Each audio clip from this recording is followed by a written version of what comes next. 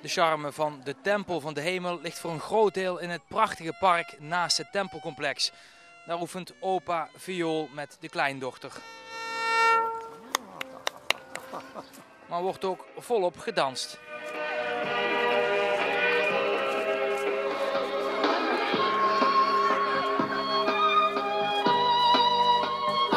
Dan maar.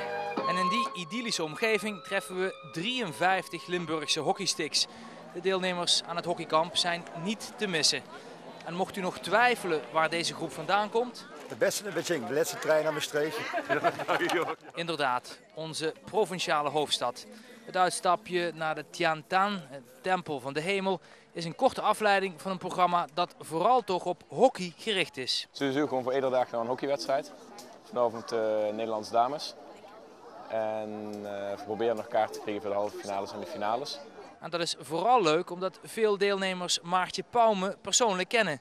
De Geleense topscorer van het Nederlands team komt nog wel eens op bezoek om haar specialiteit te demonstreren. Maartje die is een aantal keren naar de hockeykampen geweest. En ja, dan geeft ze gewoon clinics, leert ze de sleeppush, ja, haar specialiteit natuurlijk. Ja, vooral de sleep. De Tempel van de Hemel werd gebouwd in de 15e eeuw. En in de architectuur is veel symboliek terug te vinden. West one used for high-rank officials. De keizer werd gezien als een afgezant van de hemel. En zo wordt de aarde, zijn rijk, afgebeeld door een vierkant. De hemel is rond en die cirkelvorm komen we tegen bij de echomuur. Hello. Anybody is talking?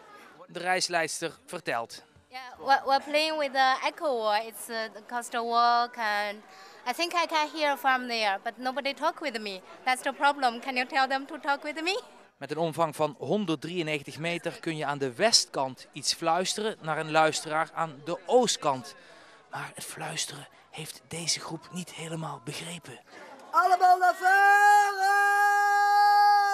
Aanvallen! Op de gang! Op de gang! Shut in! Shut in!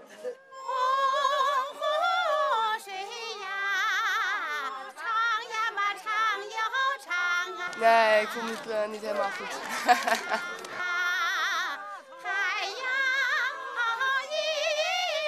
En zo komt iedereen pas tot leven in het park buiten het tempelcomplex.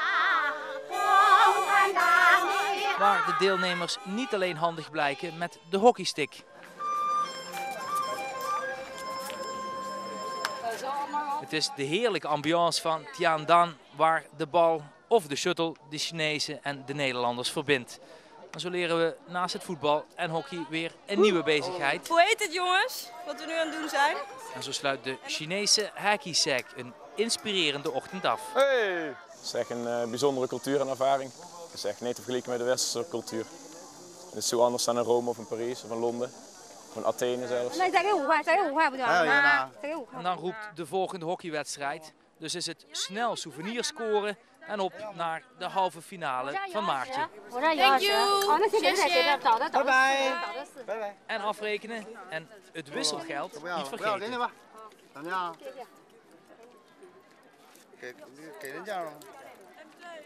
bye. 再见。拜拜。拜拜。